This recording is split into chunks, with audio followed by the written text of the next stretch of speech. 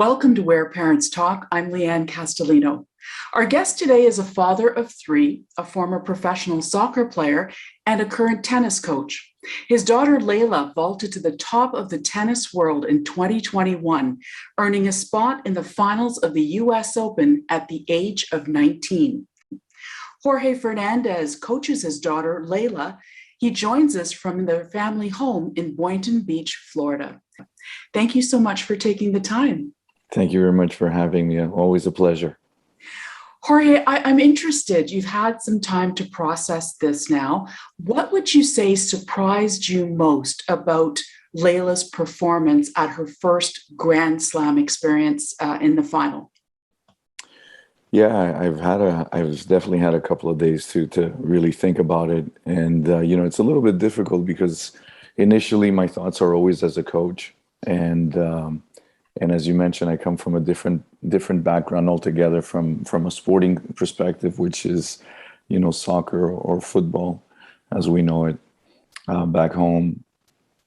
And we're very passionate.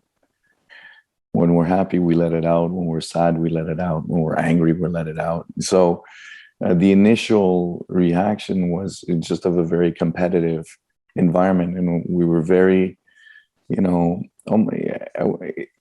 were just very down, very sad that it slipped through our fingers, because it's just, I think anybody who's competed at any level, experiences, that just downfall, right, of emotions. And, it's funny because I always kind of laugh at people, I shouldn't, but it's weird how the word, you got win and then you got the word loss.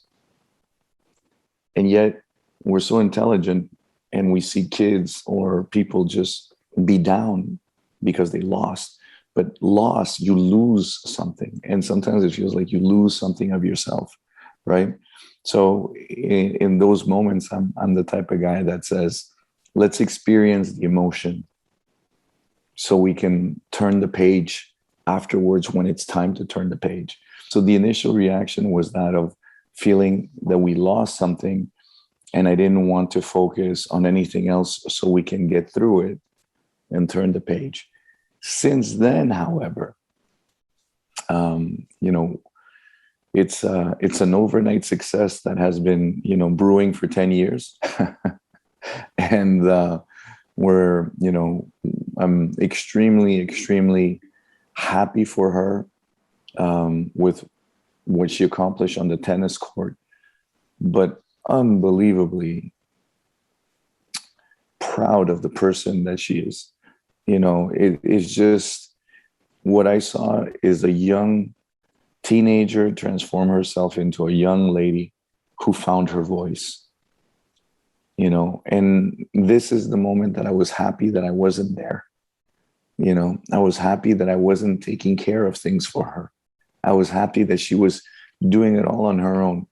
And if you ask any of my girls, I have three girls, as you mentioned, I always strive for my girls to be strong, independent, intelligent women, and throughout, this is not something that you start at 17, you start gradually year by year. So, when I saw her on TV and the way that she was speaking, and, she was so elegant and eloquent and, a little bit shy, but yet she needed to, everybody to hear her voice. I just kind of saw, wow, this is now a young lady becoming, a young woman, and she's found her voice, and she's letting everybody know just who she is off the court, not only on the court. So I was really like, when I processed it all, that is the lasting memory.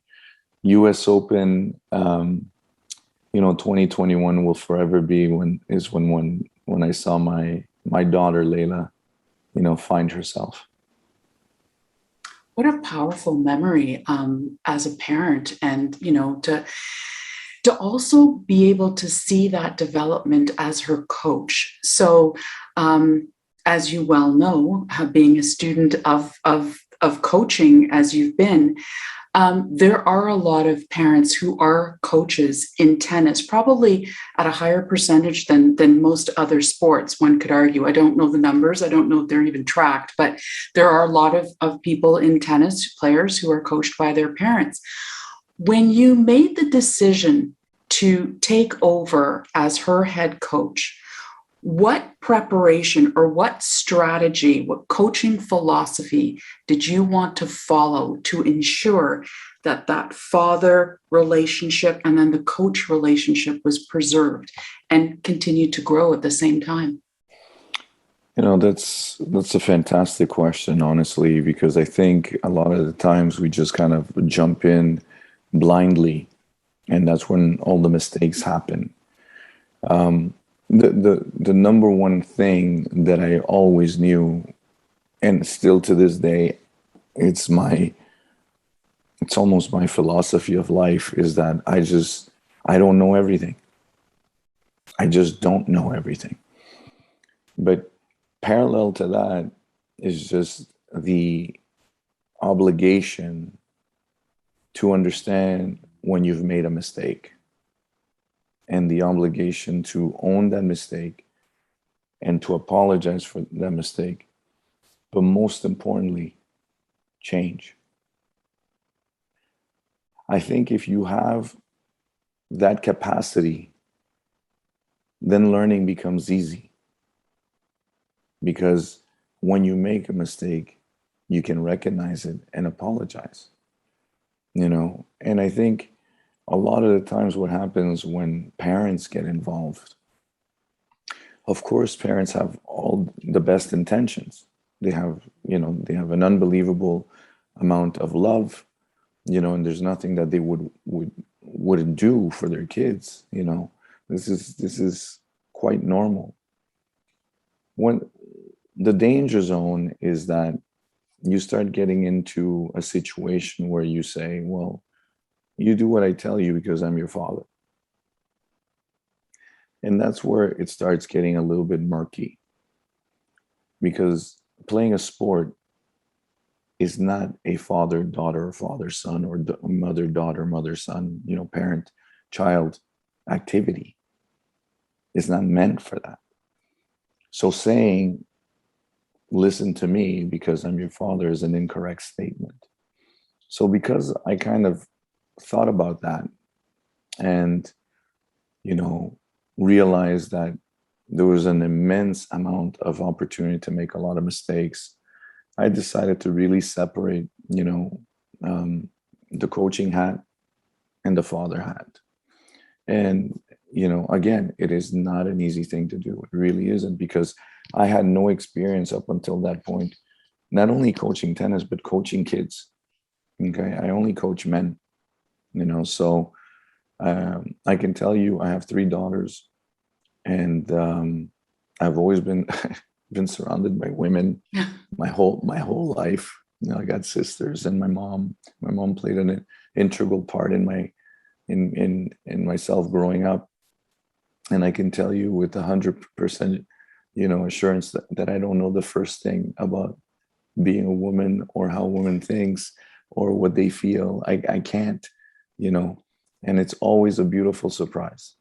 Now, with that said, I was walking into a minefield.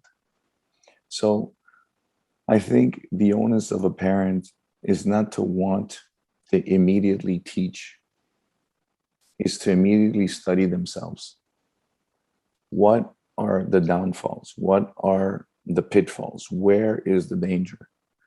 So you can minimize the mistakes that you're going to make, because believe me, you're going to make the mistakes. The obvious is that some parents push too hard. That's the obvious. The not so obvious is some parents don't push at all. Now, when I say that, is because your son, your daughter, they're doing something for their dream, right? So if you don't push them along sometimes, then they might actually just, fall off the road all completely. So it is not a situation that is easily maneuvered. And so my personal advice based on what I've done is It's okay to study the game. I get it. I did it.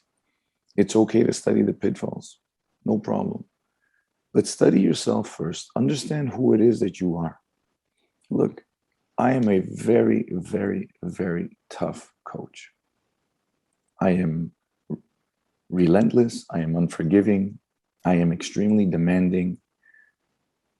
Part of it is because I believe that the player in front of me is great and can reach anything that they want. You know, it's my almost immaturity. I don't like putting blocks and chains and roofs and ceilings on dreams. And the other part is because, unfortunately, I've only coached men. So I knew that that was a weakness. So I studied myself and I tried to change myself. So as a parent, you got to study yourself. Now, I was lucky because I have experience in sports. That was a huge blessing, you know, and I wouldn't recommend any parent, no matter what amount of experience you have, to do it, because it really, really is difficult. But if you have to, and you really want your player or your son or daughter to really achieve something, start by studying yourself. Start by understanding who you are, because understanding the sport, trust me, it'll be easy. But you understanding yourself so you can know what to say in different situations and how to build a conversation. You can't do it if you don't know yourself. Really, you can't. And that was the biggest thing for me. And then understand that you're going to make mistakes. So you better not be that proud father or mother that says, no, listen to me, because all you're going to do is alienate your child. And that's why people have seen me tough and they scratch their head and they say, how do you have a Leylah? Because she's like the sweetest person ever, right? But once we get off that court, before we even get on that court, I explain who I am. I explain what's going to happen. And when that happens, I explain what I'm expecting of her. This is nothing tennis. This is not tennis. This is what I expect out of her as a person. So if I am rattling her cage, I expect her to figure out how to remain calm. I expect her to figure out how to remain focused. Now, you don't do this at 6, right? Mm-hmm. Let's be aware of the different age groups. But as they get older, you know, you start rattling a little bit more, and in a controlled manner. So you can actually build them tougher mentally, tougher emotionally. Again, this is not sport, but this starts at the very beginning by understanding who you are. So in case you cross the line and in case you make the mistake, say, I'm sorry, and don't do it again. Change. That way, you just taught your son, daughter the most important lesson. You make a mistake, you apologize, and you change. So if you can do it, you're showing them that they can do it. And I think that is the most important thing. Let's forget about sport. Doesn't matter what you do in anything in life. That's the way it's kind of been my, you know, lighthouse, if you will, my North Star. It's so interesting to hear you explain that, because in doing the research on, you know, what made you decide to coach your daughter, you know, you've outlined the challenges going in. So why in the world would you want to take on something as massive as that? And also what you talked about there just now, really being in touch with your vulnerability. Right? So being able to understand yourself first. I don't know that most people think about that for 5 minutes, never mind parents who decide to coach their children, but it is such an important point. So what was the point that made you decide, you know what, we have to do it and we have to do it this way? You know, honestly, it's as simple and as innocent as a simple promise that a father makes a daughter. You know, look, I had no intention for my daughter to be at the US Open. Okay. I had no intention of moving to Florida. I didn't have the plan. I didn't have that. I really didn't. You know, I put my kids in different sports, my kids, because I wanted them to enjoy their childhood. And I didn't want them to love something that I loved just because I loved it. I wanted them to find themselves, to find out what life is about. And, you know, life for me, what's about is trial and error. You know, how do you know what the food tastes like if you never tasted it?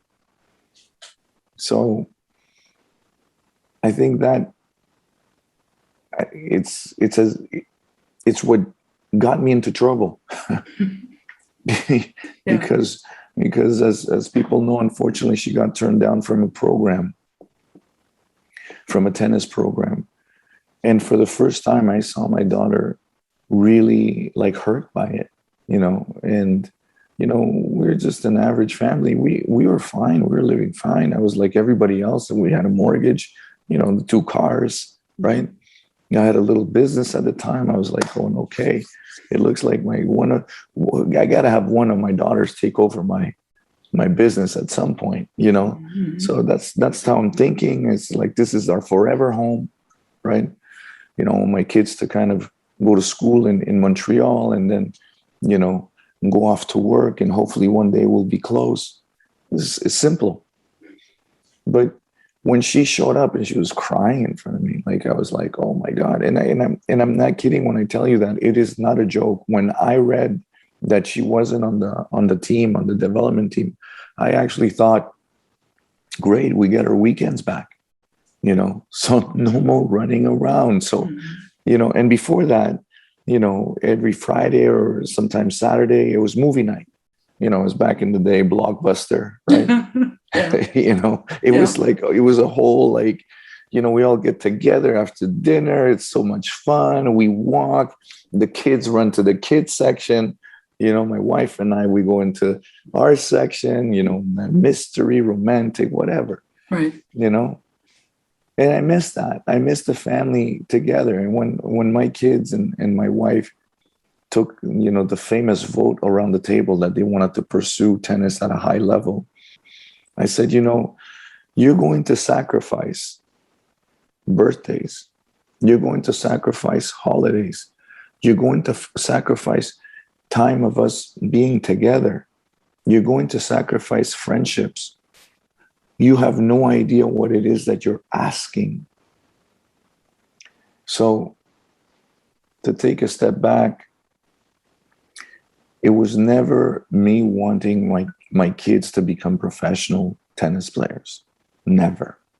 It was just a simple promise that I made to my daughter.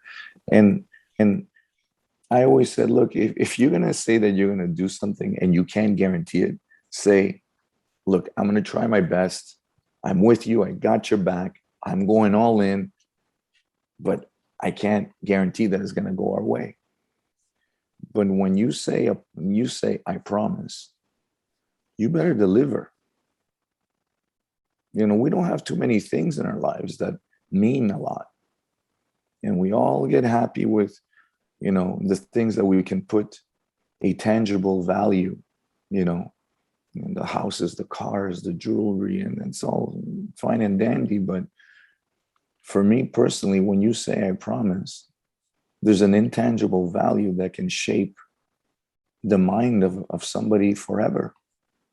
So I made that mistake thinking that she was going to abandon a year later or 2 years later. I mean, what are the odds that you take somebody that is 6, 7, 8 years old and this happens? The numbers are not on your side. It's simple. They're not on your side.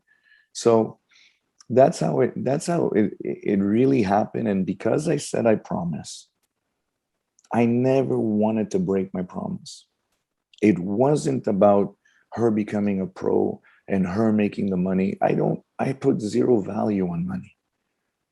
I work really hard for money and I love making money.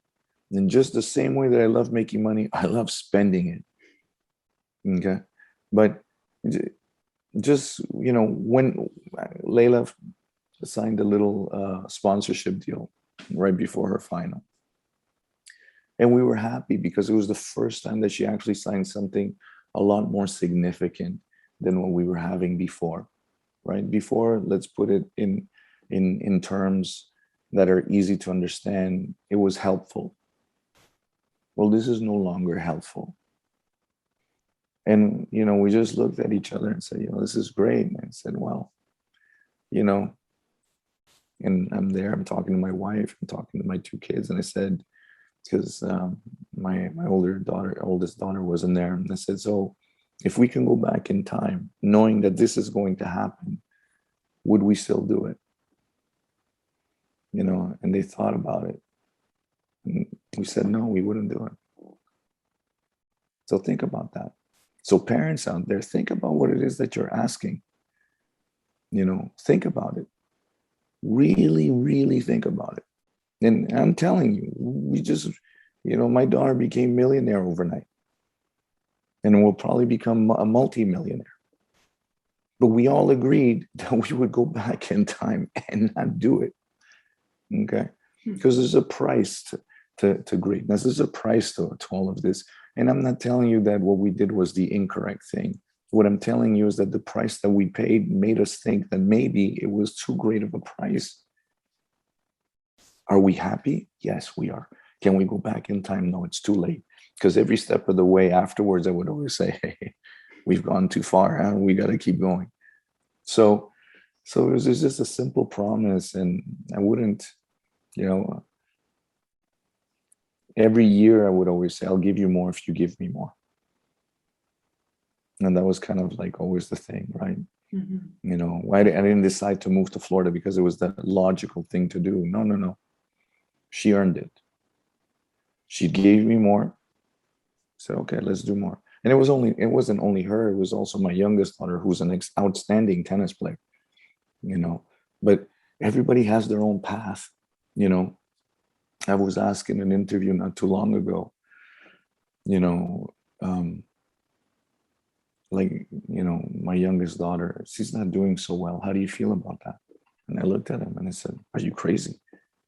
No, my youngest daughter she's phenomenal. She's doing fantastic.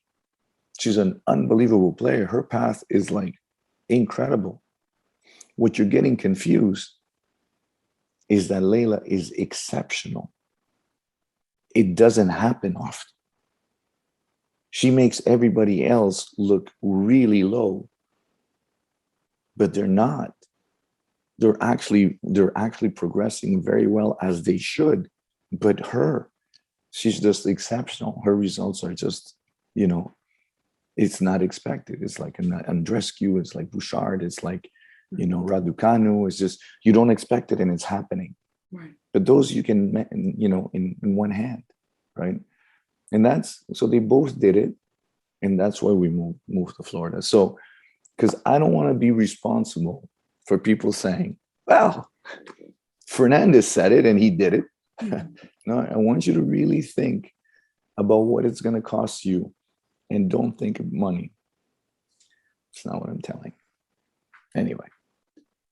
So listening to you recount that story, all I can think about is what a conversation that must have been around the dinner table or wherever you had it with all the women in your life about the price that you've paid to get to where you're at in your journey. So I want to talk a bit more about that sacrifice piece, because we often hear about it, especially with professional athletes, but the depth of what's involved in that one word sacrifice is rarely ever painted as a picture that people can relate to, because they only see the results. They don't see all the blood, sweat, and tears behind the scenes. So when you look back on it, and there are so many sacrifices that clearly your family has made, that's been reported, what would you say was the biggest sacrifice that you made to get your daughter to where she's at? Wow. I'm kind of a romantic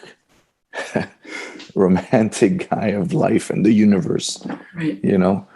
And I'm, I was raised in a Catholic home, and I myself, am not a practicing, you know, Catholic. Um,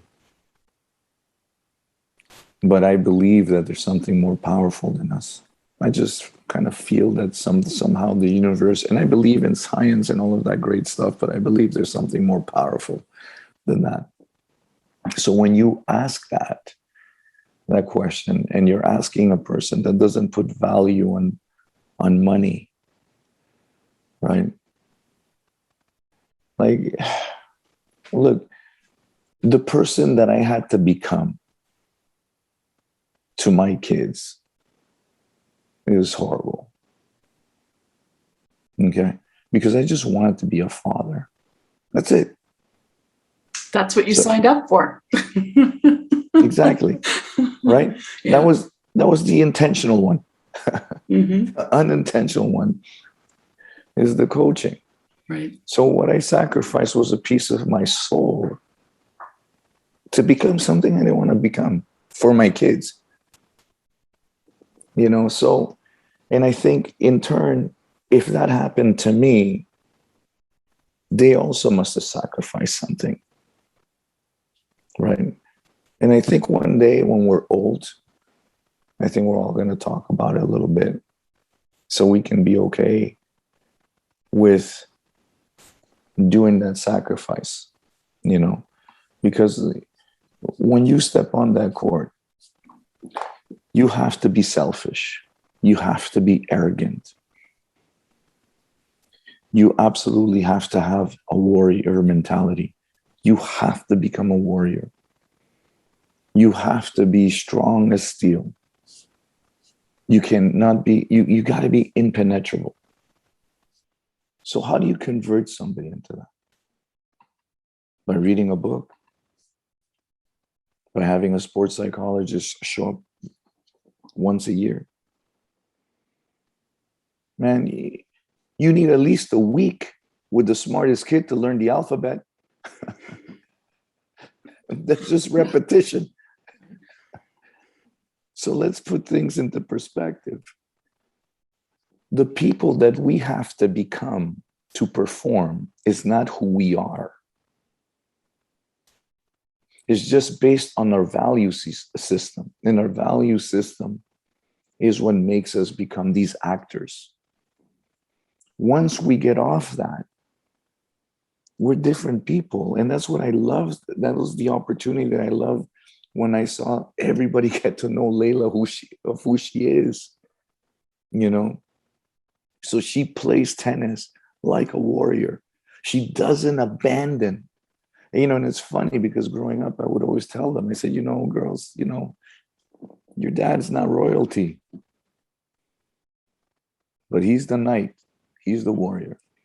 And he'll give his life for the right king. So I feel that those stories somehow, got into their mindset and their belief system. And so when you see her on court and you see her just battling to the end, this kid could be losing, 5-0, love 40 down. I still wouldn't bet against her. Yeah. I'm just telling you, it's not a good bet, just because of how much she's willing to fight till the end. But that fight costs something, and all I can tell you is that as long as she's happy with what it cost her, then I'm okay with it. I'm good with it. Personally, myself, having to be more demanding, having to say, look, it's Monday, we work hard on Mondays, and I mean, we have volume work on Mondays. Mondays is our worst day because it's our first round. So I'm going to make sure that nobody beats us on Monday. They're my little girls, man. Come on, wake up. Please don't tell me to, I know I had to be a jerk. I know, and I apologize for it. But I always said, a little bit more, a little bit more, a little bit more. because it was their dream. Now, having said that, you can ask them almost on a weekly basis. I would ask them if they still want to keep doing this.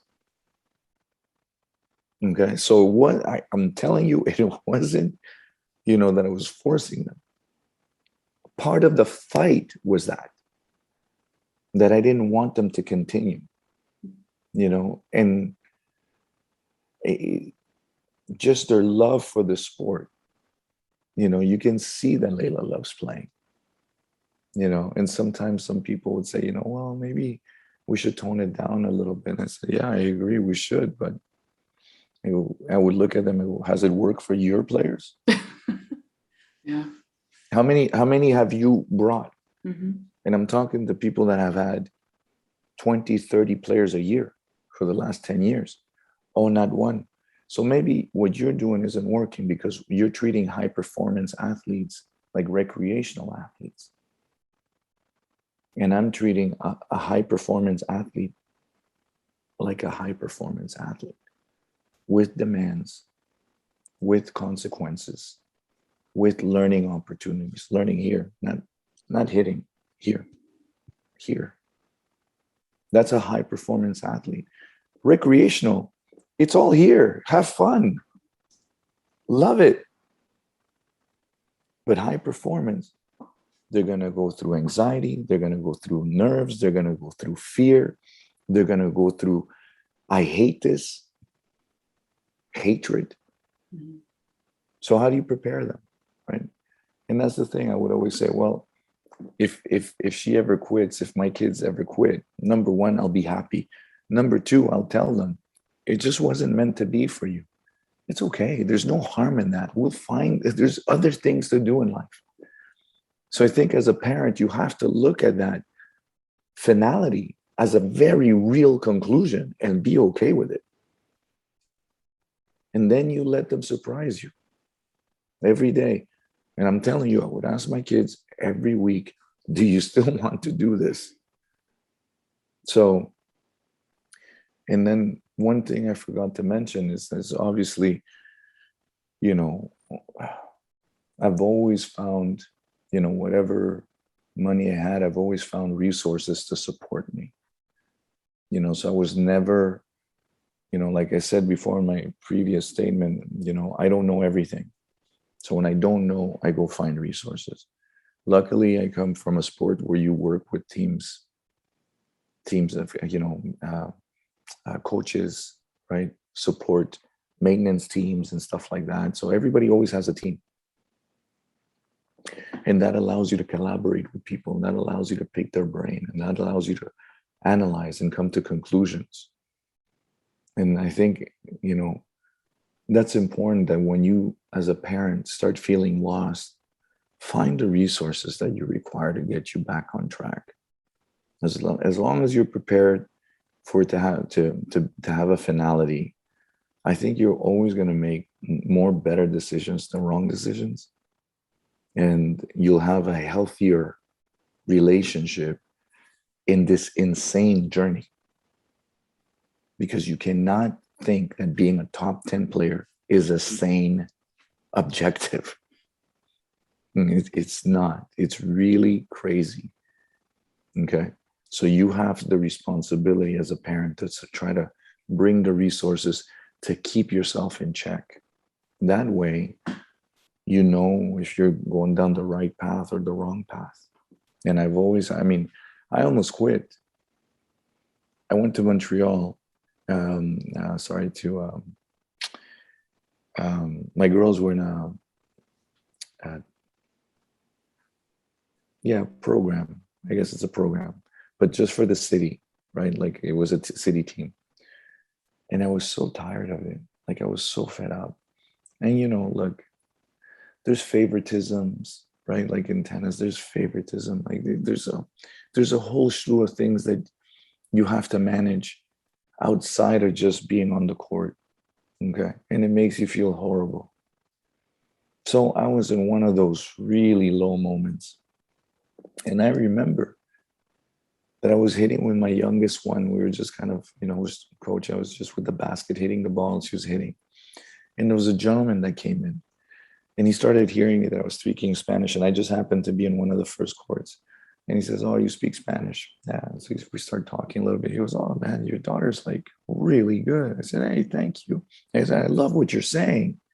You know, you're so right. That's great. Don't change that."